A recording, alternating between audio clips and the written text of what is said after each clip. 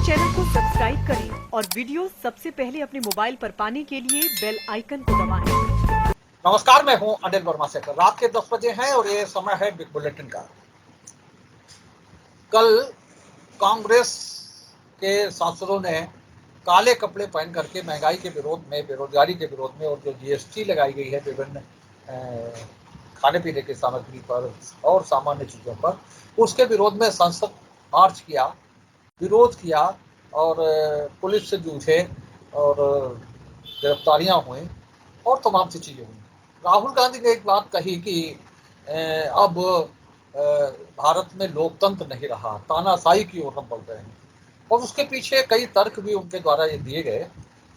जो इंस्टीट्यूशंस हैं उन पर खास तौर से ये बात कही गई कि जब विपक्ष को केवल इन्हीं सबसे आस होती है, चाहे वो सुप्रीम कोर्ट हो, मीडिया हो, संसद हो, इन सबसे आस होती है, लेकिन उन सब पर स्थितियां बदल रही हैं। क्योंकि ये मैं नहीं कह रहा, ये राहुल गांधी के ही शब्द है कि क्योंकि इनमें भाजपा ने, सरकार ने अपने लोग बैठा लिए हैं और अब विरोध तो बहुत कठिन हो गया है। और ये बात है भी, विरोध की स्थिति जो है, थोड़ा याद करें कि इससे पहले जब यूपीए सरकार थी उस समय कितने विरोध हुए। रामलीला मैदान में अन्ना हजारे के नेतृत्व में बड़ा आंदोलन हुआ और महीनों लोग वहाँ तिरंगा लिए पड़े रहे, आंदोलन करते रहे। और यहाँ अभी जब नवंबर में किसान आंदोलन शुरू हुआ तो किस तरह से कीलें गाड़ी गई और पहले दिन से ही कहा गया कि किसान नहीं आतंकवादी हैं और तमाम सी चीज़ें हुई। उसमें वो दृश्य भी है जिसमें ये सारी चीज़ें हैं जिसमें जो, लेकिन अब विरोध के नाम पर जिस तरह से पहरेदारी होती है, जिस तरह से कांग्रेस के दफ्तर को घेरा गया पुलिस द्वारा, और जिस तरह से संसद में आवाज उठाने पर रोक है, महंगाई को लेकर के जिस तरह से कांग्रेस मुखर हो रही है, तो उसको लेकर के राहुल गांधी ने कहा कि अब तानाशाही प्रवृत्ति की ओर, तानाशाही की ओर बढ़ रहा है देश तानाशाही की ओर बढ़ रहा है और भारत में लोकतंत्र की स्थिति खराब हो गई। एक चीज और उन्होंने कही कि जो आरोप लगाया जाता है कि गांधी परिवार को लेकर के आरोप लगाते है सरकार, तो ये गांधी परिवार नहीं, ये विचारधारा की लड़ाई है। और ये विचारधारा की लड़ाई, और इसीलिए जो आरोप लगते हैं वो गांधी परिवार पर आरोप लगते हैं, क्योंकि हम विचारधारा की लड़ाई लड़ते हैं, हम सांप्रदायिक एकता की लड़ाई लड़ते हैं, हम जो जनता के मुद्दे हैं उनको लेकर के लड़ाई लड़ते हैं। तो ये राहुल गांधी का कल का बयान रहा और राहुल गांधी ने यही सबसे चर्चा का विषय बन सकती है कि तानाशाही की बात, कि तानाशाही बढ़ रही है देश में और लोकतंत्र खत्म हो रहा है। इसी बीच प्रधानमंत्री के एक बयान की चर्चा हुई। प्रधानमंत्री ने कहा था आज से 5 साल पहले कि हमने एक बहुत बड़ा सपना देखा है और हम अपने देश के किसानों की आय को दोगुना करना चाहते हैं और ये सपना 2022 में पूरा होगा जब देश आज़ादी की 75वीं वर्षगांठ मना रहा है। और आज ये तारीख हो गई है 6, यानी कि 9 दिन बाकी हैं स्वतंत्रता दिवस पे। और तो निश्चित रूप से प्रधानमंत्री जी के अन्य बयानों की तरह ये भाषण भी उनका याद आता है। और भाषण की शुरुआत ये है कि हमने बहुत बड़ा सपना देखा है अपने देश के किसानों की ओर, किसानों की आय दोगुनी करने का, और इन 5 सालों में तमाम से बदलाव आएंगे, प्रगति करेंगे और इसकी शुरुआत हमने कर दी है। और जब 5 साल पूरे होंगे तो हमने जो सपना देखा है वो सपना पूरा हो सकेगा। तो हमने एक बहुत बड़ा सपना देखा है और ये सपना हिंदुस्तान के हर किसान के भाग्य को बदलने का सपना है। हमारा सपना है 2022 जब भारत की आजादी के 75 साल होंगे, आजादी के 75 साल जब हो, हमारे देश के किसान की आय डबल होनी चाहिए, दोगुना होनी चाहिए और उसके लिए हम काम कर रहे हैं। 5 साल का हमारे पास समय है। 5 साल में हम वो बदलाव चाहते हैं, वो प्रगति करना चाहते हैं कि जिसके कारण हमारे देश में जो हमने किसानों की आय 2 गुना करने का सपना देखा है, उस सपने को हम पूरा कर सके। तो इस तरह के कई बयान हैं प्रधानमंत्री जी के जिनमें बिल्कुल विपरीत भाव दिखते हैं। जब ये एक अभी चल रहा था, हमने देखा कि आंदोलनों को लेकर के भी प्रधानमंत्री ने ये बात कही थी। सीबीआई को लेकर के एक प्रधानमंत्री का एक बयान है इसी तरह का, वो चर्चा में है। लेकिन आज हम इस बयान पर चर्चा करेंगे कि प्रधानमंत्री ने किसानों की आय दोगुना करने की बात कही थी आज़ादी की 75वीं वर्षगांठ तक पहुंचते पहुंचते 2022 में। जायज़ है कुछ कदम उठाए गए, चाहे उसमें किसान पेंशन की बात हो, चाहे फसलों को की खरीद के लिए आगे आने की बात हो। अब उनमें किस तरह से बिचौलिए हावी रहे, दलाल हावी रहे, या अच्छे भाव नहीं दे पाई सरकार, जिससे जो सरकारी खरीद की बात है वो चीज़ें जो लक्ष्य था, जो उद्देश्य था, जो मंतव्य था, वो पूरा नहीं हो पाया सरकार का। और जब 2022 में हम खड़े हैं तो लगता है कि प्रधानमंत्री ने जो सपना देखा था वो अभी सपना ही बना हुआ है। उस सपने को पूरा करने की ओर हम नहीं बढ़ पाए। तो इसी पर चर्चा करेंगे। आज भारतीय जनता पार्टी से श्रीमती श्वेता दुबे हैं, महिला मोर्चा के उपाध्यक्ष हैं। कांग्रेस से विवेक नारायण मिश्रा जी हैं, प्रदेश कांग्रेस कमेटी के सदस्य। और वरुण त्रिपाठी भी कांग्रेस के अध्यक्ष हैं। श्रीमती अनुपमा शर्मा जी हैं। अनुपमा शर्मा जी आज बहुत दिन के बाद में जुड़े हैं हम सबके बीच में, महिला कांग्रेस के अध्यक्ष रहे हैं। अनुपमा जी के विचार आज मिलेंगे, कांग्रेस की तरफ से कांग्रेस का पक्ष रखेंगे अनुपमा जी। और अनिल मिश्रा जी समाजवादी पार्टी से जुड़े हैं, समाजवादी पार्टी पर रखेंगे। तो आसपास से सील भी हैं हमेशा की तरह। और सामाजिक कार्यकर्ता के रूप में, पॉलिटिकल एक्सपर्ट के रूप में सुदेश जी आज हम सब के बीच में हैं।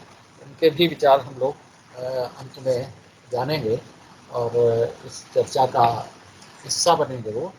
तो यही जो हमने कहा कि कल से लेकर के आज तक जो घटनाक्रम रहा, एक चीज़ और उसमें जोड़ सकते हैं कि कांग्रेस के प्रदर्शन के बाद में योगी आदित्यनाथ ने लखनऊ में कहा कि ये प्रदर्शन राम मंदिर के शिलान्यास की जो वर्षगांठ है उसके विरोध में है कांग्रेस का।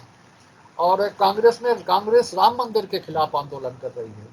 ये बात योगी आदित्यनाथ जी ने लखनऊ में कही कि आज के ही दिन प्रदर्शन इसलिए किया जा रहा है क्योंकि आज एक महत्वपूर्ण दिन है।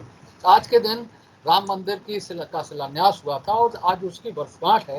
राम मंदिर निर्माण पूरा होने की ओर बढ़ रहा है। ये टिप्पणी जब आई योगी आदित्यनाथ जी की तो भारतीय जनता पार्टी ने उसे अपना लिया और उसी बयान से लोग जोड़ करके सारे भाजपा नेताओं के बयान आने लगे कि कांग्रेस राम मंदिर का विरोध कर रही है। आज काले कपड़े कांग्रेस ने इसलिए पहने कि राम मंदिर का विरोध करने की बात है। तो विवेक जी से शुरुआत करेंगे और वो उस सपने की बात करेंगे जो प्रधानमंत्री ने देखा था, देखने की बात कही थी कि आज़ादी की 75वीं वर्षगांठ आते आते किसानों की आय दोगुनी हो जाएगी। लेकिन अब 75वीं वर्षगांठ आ गई है, 9 दिन बाकी हैं। लेकिन ऐसी स्वीकृति देश के किसी कोने से फिलहाल सुनने में नहीं आ रही है। कोई ऐसी रिपोर्ट हो। लेकिन सरकार के प्रयास सराहनीय हैं। किसान पेंशन की बात कोई नहीं सोचता था, जो सरकार ने कर दिखाया और हर किसान के खाते में एक अच्छी खासी धनराशि पहुंच रही है, जिससे वो छोटे मोटे खर्च अपने खेती किसानी के चला रहा है। तो विकास ये क्या सपना पूरा नहीं हो पाया, फिर अब जुमलेबाज शब्द पर प्रतिबंध लग गया है संसद से लेकर के बाहर तक। क्या कहेंगे, कौन कौन से शब्द जोड़े हैं आपने?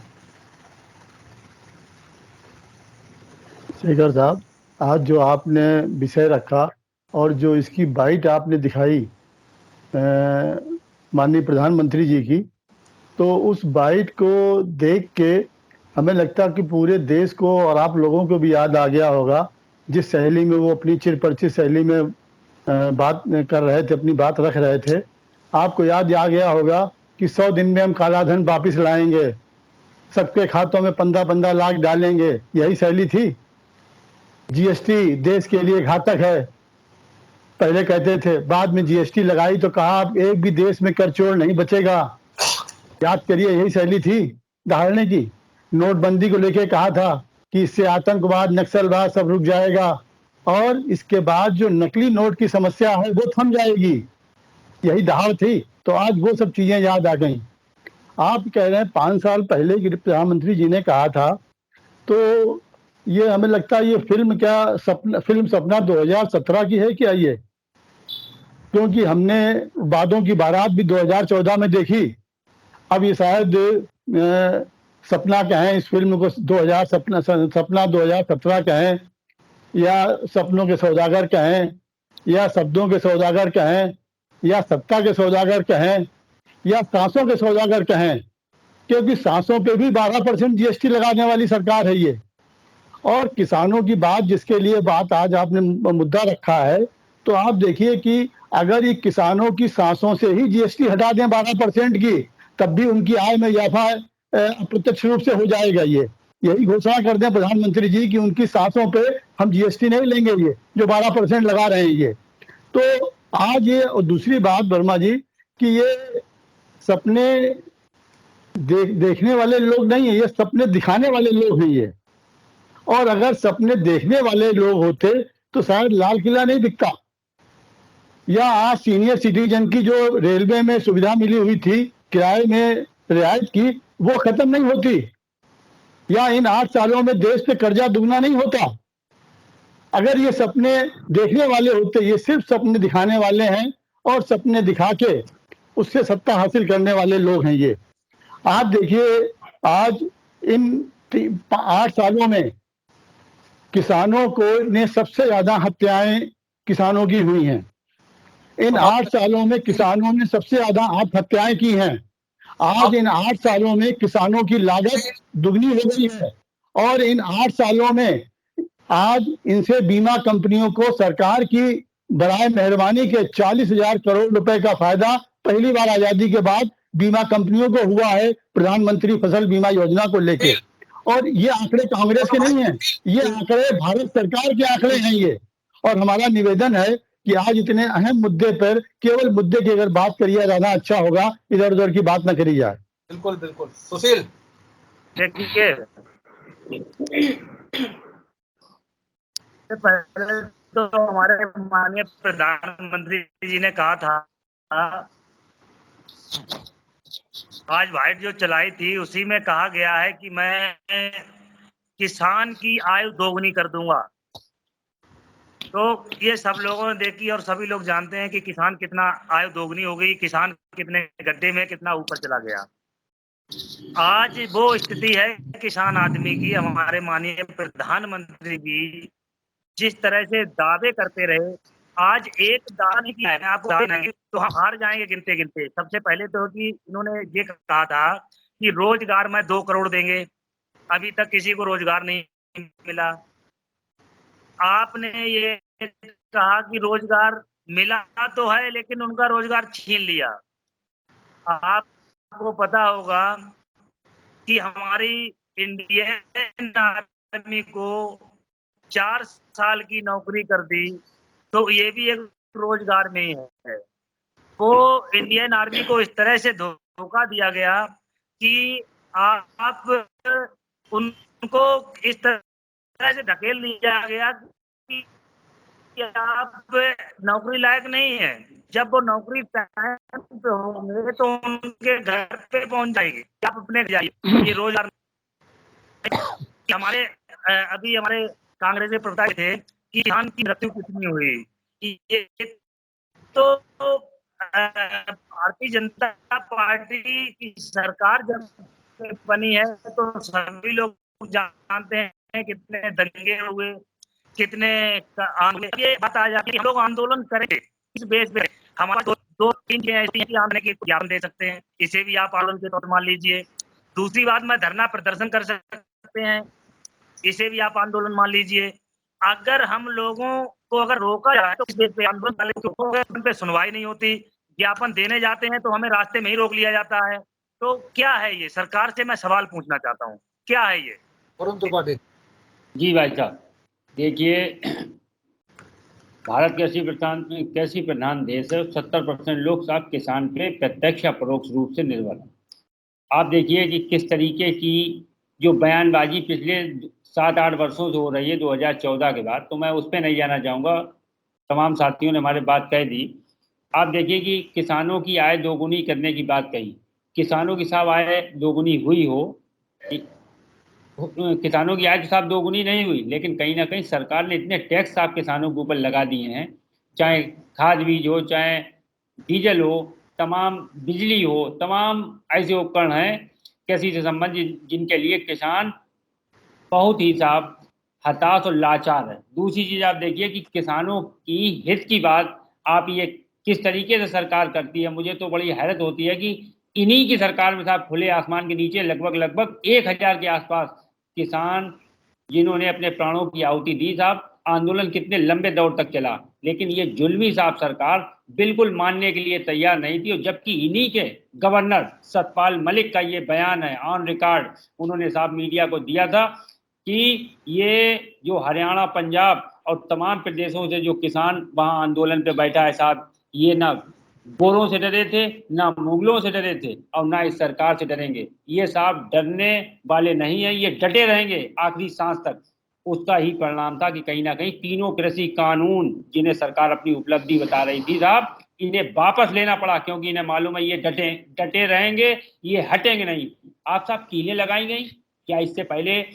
पूर्व में भी साहब सरकारें रही, आंदोलन हुए, किसानों को साहब मौका दिया गया कि आप अपनी बात रखिए। स्वतंत्र लोकतंत्र के लिए यह बहुत जरूरी है कि विपक्ष अपनी आवाज उठाए तो सरकार उनकी बात सुने, क्योंकि विपक्ष का काम होता है सरकार की कमियां बताना। लेकिन ये सरकार इतनी डरपोक साहब सरकार है कि कहीं ना कहीं विपक्ष को पूरी तरीके से दबाना चाहती है। क्या स्मृति ईरानी, मैं उनके लिए कहना चाहूंगा कि साहब वो भी सिलेंडर अपने सिर के ऊपर रख लिया करती थी साहब, इतनी बड़ी वीरांगना थी। आज साहब अगर मेरी जो है पार्टी की नेता अगर बाहर निकलती साहब, इतनी डरी हुई सरकार है साहब कि मुख्यालय पे ही साहब AICC के रोक लिया जाता बैरिकेडिंग लगा के। क्या हालत की गई एक महिला के साथ। तो पूरा हिंदुस्तान देख रहा है, किसान चाहे हो, चाहे युवा हो, चाहे व्यापारी हो, पूरी तरीके से कहीं ना कहीं विरोध को दबाने और कुचलने वाली सरकार। अनिल मिश्रा जी। शेखर जी, सुना था कि सपने तो सपने होते हैं। पूरे हिंदुस्तान भर में एक गाना भी इसी बात का मशहूर हुआ था। अब सपना जो देखा गया और फिर माननीय प्रधानमंत्री जी के स्तर से सपना देखा गया हो और उसके बाद में वो सपना पूरा हुआ कि नहीं पूरा हुआ, ये तो आम किसान और हम आप जो है सब अपने प्रबुद्ध व्यक्ति हैं और मीडिया भी देख रहा है कि कितनी आय दोगुनी हो गई। मुझे लगता यह है कि माननीय प्रधानमंत्री जी सपने देखने में बहुत माहिर हैं और ये भी लगता है कि पता नहीं कहां से उनके सपनों के बीच में दरमियान कहीं ना कहीं कोई राहु केतु आ जाता है, जिसकी वजह से वो सपने पूरे नहीं होते। शुरू से देख लीजिए, अगर उन्हीं सपनों को बयान करेंगे तो शायद मुझे दिया गया जो समय है, जो अलॉट किया गया है, वही पूरा हो जाएगा। लेकिन नोटबंदी से लेकर के और अभी लेटेस्ट जो सपना है किसानों की आय दूनी करने का, मैं एक बात जरूर पूछूंगा यहाँ पे कि प्रजातांत्रिक देश में लोकतांत्रिक तरीके से चुनी हुई सरकार के मुखिया के द्वारा सपना देखते समय यह भी तो देखना था कि आम जनता ने भी क्या सपना देखा था। आम जनता ने आपके वादों पे भरोसा करके सपना देखा था, महंगाई हमारी दूर होगी, मध्यम वर्ग भी जो है थोड़ा सा सुखी होगा, बेरोजगारी दूर होगी, और कितने कितने सपने देखे थे आम जनता ने। उन सपनों को पूरा करने के लिए कोई सपना जो है इस वक्त पे देख रहे हैं? हम तो कह रहे हैं आप देख लीजिए, कम से कम एक सपना पूरा कर दीजिए, बाकी सपनों की बात जाने दीजिए मान्यवर, केवल एक सपना पूरा कर दीजिए, महंगाई जो है उसको रोक दीजिए, डीजल और पेट्रोल के दामों को रोक दीजिए, बेरोजगारी को रोक दीजिए, तो प्रजातांत्रिक तरीके का सपना देखना सही हो जाएगा। और वरना प्रधानमंत्री जी का सपना है, समर्थ व्यक्ति हैं, अपने सपने को पूरा कर सकते हैं, आज भी सपने को पूरा कर लें। एक जो है वो आदेश देना होगा, एक अध्यादेश पारित करना होगा और उसके बाद में आय को दोगुनी करने के संदर्भ में पूरी मशीनरी आपकी है, लश्कर तुम्हारा है, सरदार तुम्हारा है, दरबार तुम्हारा है। रोका किसने आपके सपने को पूरा होने में? मैं तो यही कहूंगा। अनुपमा जी। जी, विषय अच्छा है भैया। आज का आजादी के 75वें वर्ष में माननीय प्रधानमंत्री जी ने किसान की आय को दोगुनी करने की बात की थी। मेरे ख्याल से पूरे प्रश्न का या आज पूरी डिबेट का सार जो है वो इस वाक्य में है कि प्रधानमंत्री जी ने अपने भाषण में ये बात की थी। असल में चक्कर क्या है कि प्रधानमंत्री जी विपक्ष को कोई मौका ना देने की अपनी साजिशन रणनीति के तहत एक दिन में इतने सपने देखते हैं कि अगर कोई व्यक्ति उस सपने को देखे ना तो शायद पागल हो जाए या कुछ भी कर ले, क्योंकि इतने सपने आप पूरे कर ही नहीं सकते ना। एक स्टूडेंट पढ़ाई करता है तो वो एक सपना देखता है कि उसे आईएएस बनना है, कि पीसीएस करना है, कि बैंक में जाना है, कि कहाँ जाना है। फिर वो उसे पूरा करने के लिए पूरी निष्ठा से आगे बढ़ता है और अपने उसी हिसाब से पढ़ाई करता है। अब प्रधानमंत्री जी हमारे माननीय जो हैं वो तो दिन में एक सपना देखते हैं, फिर कहीं विपक्ष उस सपने को लेके कोई बात ना कहते इसलिए तुरंत वो आधे घंटे बाद दूसरा सपना देखने लगते हैं। तो कैसे इतने सपने पूरे हो सकते हैं? और सपना देखना बहुत आसान है, विशेषकर माननीय प्रधानमंत्री की, जैसे कि अनिल मिश्रा भाई साहब ने भी कहा कि माननीय प्रधानमंत्री जी के लिए जागती आंखों से सपने देखना बहुत आसान है और ये सिर्फ जनता को बेवकूफ बनाने के लिए सपने हैं। और जो किसान की आय दोगुनी करने का सपना है, अगर वो वास्तव में सपना प्रधानमंत्री जी ने देखा तो अभी साल भर बीता है शायद कि किसान आंदोलन को कुचलने के लिए, बात बार बार सभी ने बोली है कि किसान आंदोलन को कुचलने के लिए क्या क्या नहीं जतन किए। क्या प्रधानमंत्री जी के वो किसान आंदोलन को कुचलने के लिए, उसे दबाने के लिए और मतलब जितने भी तमाम वाकया हुए, क्या वो सारे उनकी बैरिकेडिंग, सीमेंट में घोल के कीलें गाड़ना और मोटे मोटे बैरिकेड लगाना और हर तरह से उनको रोकना, क्या वो किसान की आय दोगुनी करके सपने के संबंध में कुछ भी कदम था उनका? नहीं, ऐसा तो नहीं था।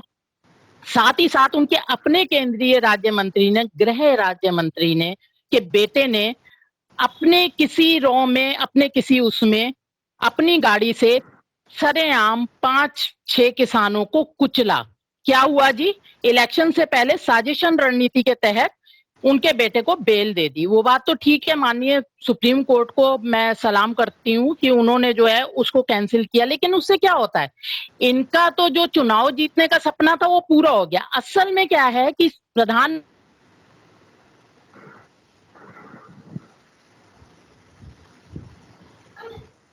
में बने रहना है, येन केन प्रकारेण, जनता को बेवकूफ बनाओ, कुछ भी बोलो, हम एक एक घर में 2-2 हजार रुपए पहुंचा देंगे। आज ही मैं एक बहुत अच्छा कार्टून देख रही थी कि उसमें एक व्यक्ति झंडा लेने वाले, इनके सो कॉल्ड, बस एक सेकेंड, झंडा लेने वाले किसी ऑफिस में गया है और वहां वो गुहार लगा रहा है कि सर हमारे पास झंडा तो है लेकिन उसे लगाने के लिए घर नहीं है। तो प्रधानमंत्री जी, सपने दिखाना बहुत आसान है, देश की जनता के सपने पूरे कीजिए, गरीब के मुंह में अन्न दीजिए, उसको स्वावलंबी बनाइए। उसको केवल पकौड़े बेचने का, पढ़े लिखों को पकौड़े बेचने का रोजगार आप दे रहे थे और गरीबों को मुफ्त का राशन। ये देश के सपने पूरे नहीं करेंगे और ये किसी देश का विकास नहीं है। बताइए भाई साहब, सबसे पहले इस कार्टून पे ही बात करते हैं। 70 साल में घर नहीं दे पाए, 8 साल में गरीब झंडे लगाने के लिए घर हमसे मांगने लगा। वो देश के प्रथम प्रधानमंत्री की जो फोटो है झंडे के साथ, उसने गरीब को घर नहीं दिया उन्होंने। और बहुत अच्छे आंदोलन होते रहे, शांतिपूर्ण। बाबा रामदेव जी को अब महिला वस्त्रों में रात में क्यों भागना पड़ा था? शांति प्रिय कांग्रेस सरकार ने, उनकी जान पर क्यों आफत आ गई थी? इसका जवाब हमारे कांग्रेसी लोग देंगे। आप लोगों का बहुत अच्छा इतिहास रहा है। आप कहाँ दमनकारी थे? आप तो इतने शांत प्रिय थे, इतने अच्छे थे कि उसकी कोई बात ही नहीं है। और भाई साहब ने बताया सपनों के सौदागर, आप ही की तरफ से आया था, मौत के सौदागर। ये आपका पुराना डायलॉग है भाई साहब, कांग्रेसियों का, हम लोगों को पता है। भाई साहब, आपने बहुत सारी पिक्चरों के नाम बताए, मैं भी बताऊं। कंगाल जनता, मालामाल सरकार, ये भी बनाई जा सकती है। ईडी को किसी गंजा कस रही है। ईडी बीजेपी गवर्नमेंट से नहीं संचालित होती है, सुप्रीम कोर्ट ने किया है। जब आपके अनुकूल निर्णय होते हैं तो सुप्रीम कोर्ट सही है, जब आपके प्रतिकूल निर्णय हो जाते हैं तो सुप्रीम कोर्ट में बीजेपी के लोग बैठ गए हैं। और भाई साहब ये प्रश्न उठना, ये सवाल खड़ा करना कि हम जो है तानाशाही की ओर बढ़ रहे हैं, ये जनादेश का सरासर अपमान है। जहां भी चुनाव हुए हैं वहां पर भारी बहुमत, प्रचंड बहुमत से बीजेपी ने सरकार बनाई है।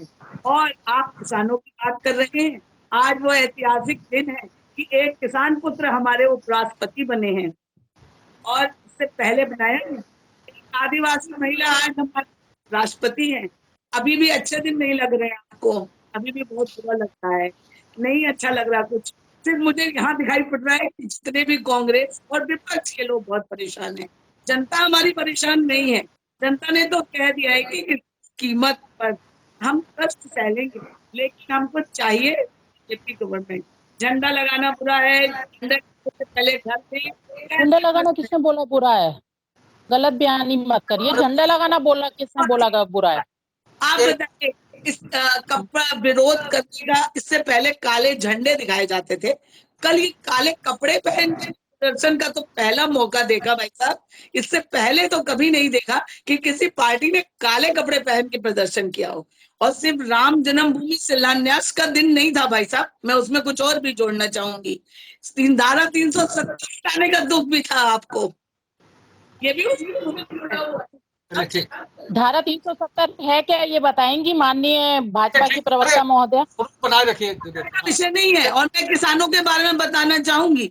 आप लोग जरा आंकड़ों पे भी ध्यान दीजिए। सब इतनी गेहूं की खरीद इससे पहले कभी नहीं हुई, और प्रधानमंत्री जी ने बजट दिया था कोरोना के लिए नहीं दिया था भाई साहब। बीच में 2 साल हमारे कोरोना के भी खराब हुए हैं। सिर्फ दोष देखेंगे, कभी कुछ थोड़ा राजनीतिक उससे भी सोचिए। सुधीर जी। जी भाई साहब, आज विषय बहुत अच्छा है कि किसान की आय दोगुनी कैसे की जाए। आज हम लोग 75वें वर्ष में आज़ादी का अमृत महोत्सव मना रहे हैं, तो हर व्यक्ति किसान के बारे में ही सोच रहा है कि किसान की आय दोगुनी कैसे हो।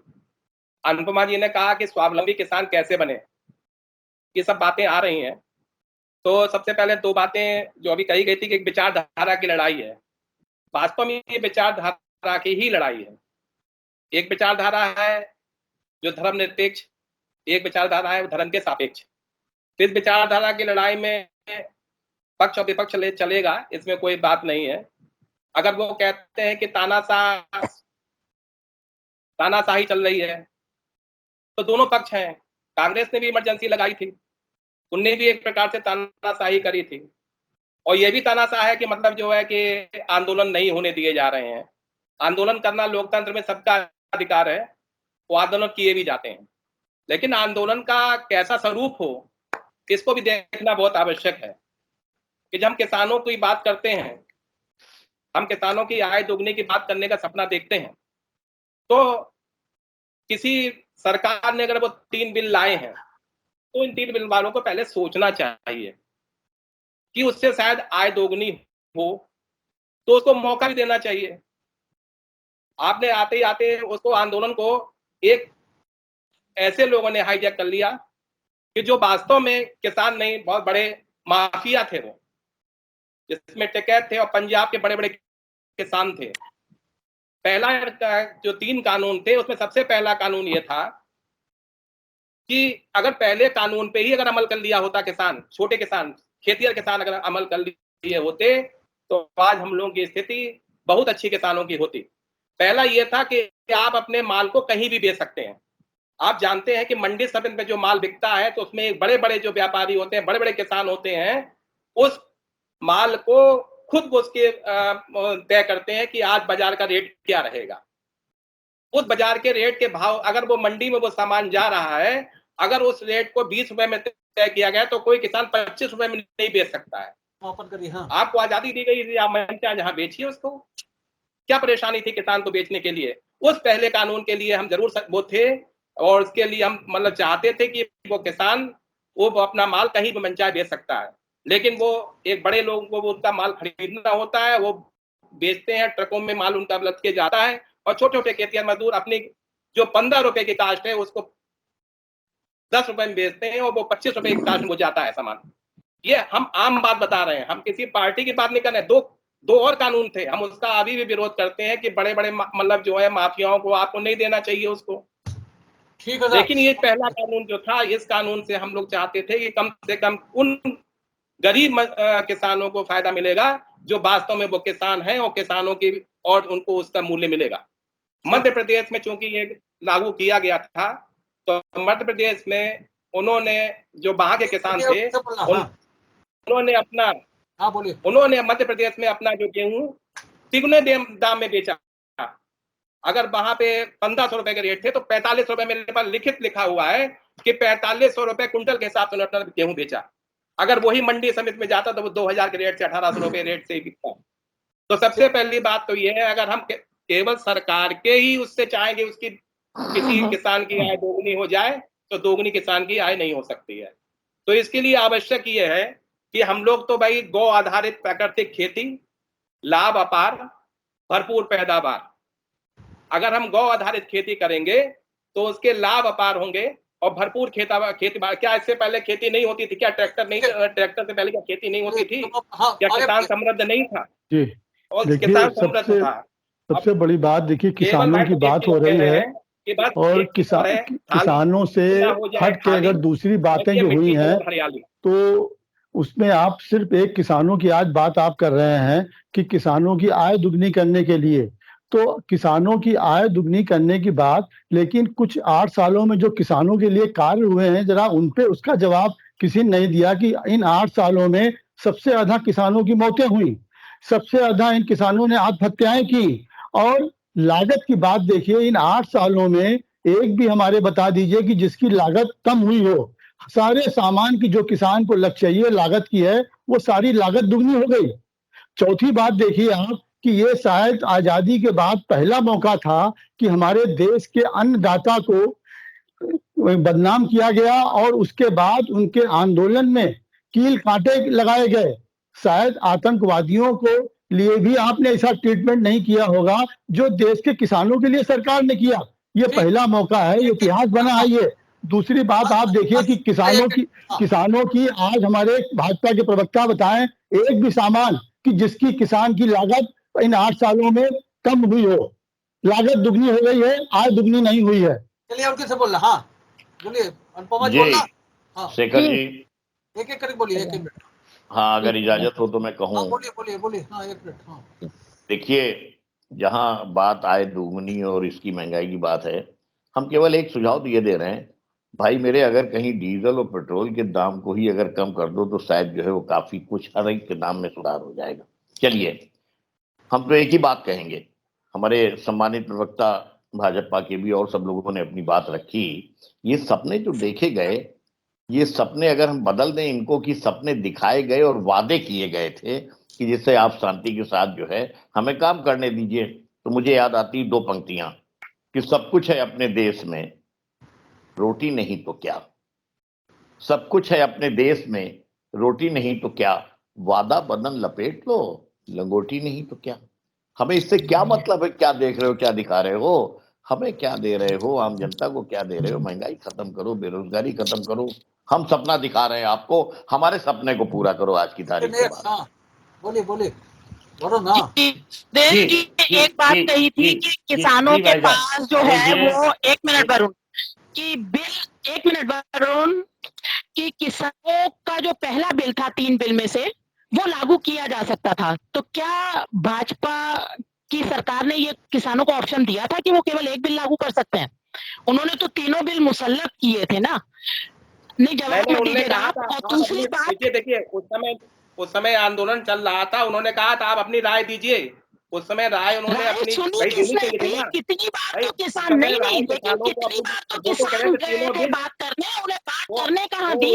वो तो अपनी प्रोटेस्ट बना के हम तीनों बिल हटाना चाहते हैं। तीनों बिल पे राकेश टिकट अड़ा हुआ, केवल तीनों बिल पे अड़ा हुआ था कि इन तीनों बिल को हटाना चाहते हैं। नहीं आप गलत बात बोल रहे हैं। तीनों बिल हटाने की वो बात कर रहा था ना, गलत बयानी आप बिल हटाने की वो बात कर रहा। योगी जी का बयान था कि कांग्रेस जो है वो राम मंदिर के खिलाफ।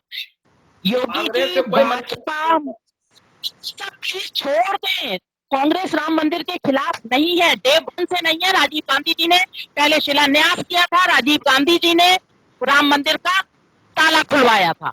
इसलिए ये गुमालते में रखना या ये जनता को गुमराह करना, ये आपने छोड़ दें। मंदिर बनाने का प्रस्ताव राजीव जी लाए थे अध्यादेश के जरिए, लेकिन उसको भाजपा ने खारिज किया था।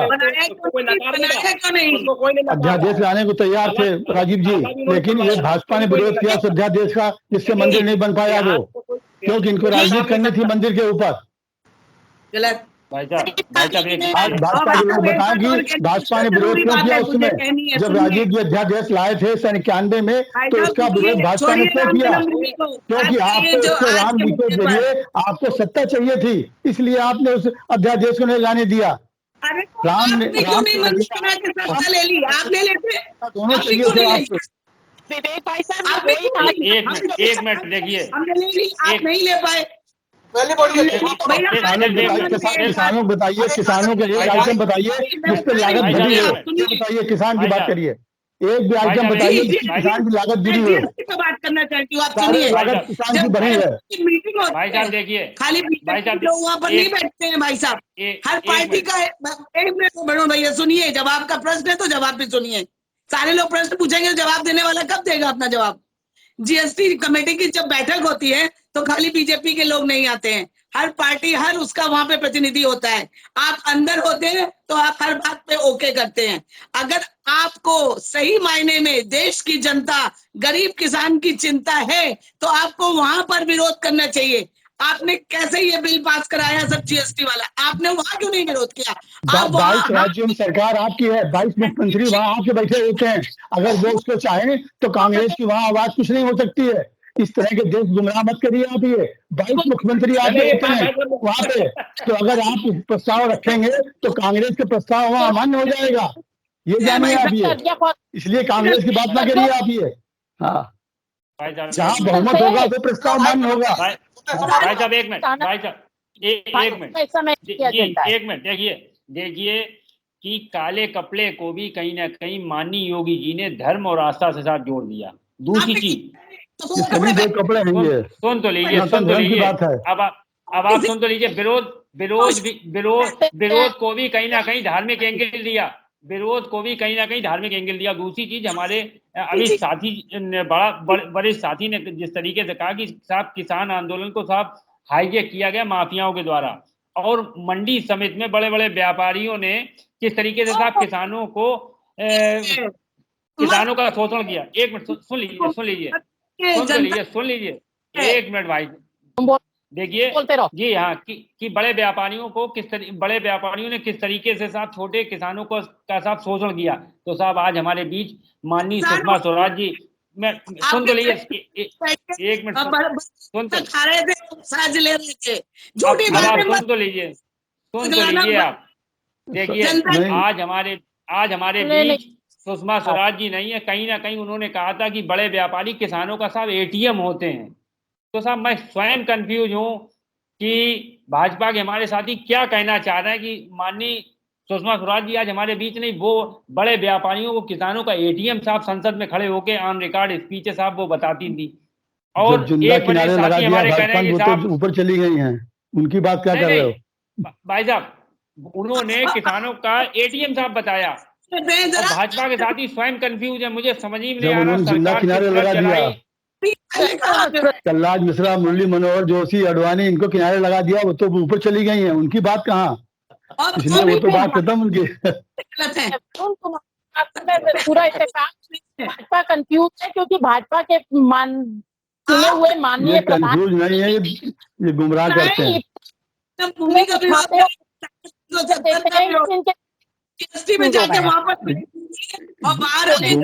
गुमराह करने मास्टर ऑफ डिग्री इनके पास है। वही करते हैं, सब्जेक्ट होता है, बूढ़ बातें उठा के लाते हैं, पुरानी बातें। क्या किसी की बात आज भी बड़ा अफसोस है मुद्दे आज की बात। आप चलिए, आज की इस बहस में आज की ये चर्चा जो प्रधानमंत्री के भाषण पर थी, और प्रधानमंत्री ने जो कहा था कि किसानों की आय दोगुना करने की बात है और वो आज़ादी की 75वीं वर्षगांठ तक पूरी हो जाएगी, ये सप्ताह देखा था प्रधानमंत्री। हम निश्चित रूप से उस ओर बढ़ रहे हैं। कुछ चीज़ें सुदेश जी ने अच्छी कही कि किसानों की आय बढ़ाने के लिए एक जो सुझाव है गौ आधारित खेती का, ये इस तरीके की जो चीज़ें हैं वो भी काफ़ी लाभकारी सिद्ध हो सकती हैं। आज की चर्चा काफ़ी लाभकारी रही और निश्चित रूप से जो चीज़ें राजनीति में होती हैं, वादा खिलाफी होती तो वादा खिलाफी पर राजनीति के लोग, विपक्ष के लोग तंज करते हैं, विरोध करते हैं। वो सारी चीज़ें आज की इस डिबेट में, आज की बहस में देखने को मिली हैं। आज की बहस में भाग लेने के लिए विवेक जी का, वरुण का, अनुपमा जी का, श्वेता जी का, सुदेश जी का, अनिल मिश्रा जी का और सुशील चले गए हैं, सुशील का, ध्रुव राजपूत का बहुत बहुत धन्यवाद।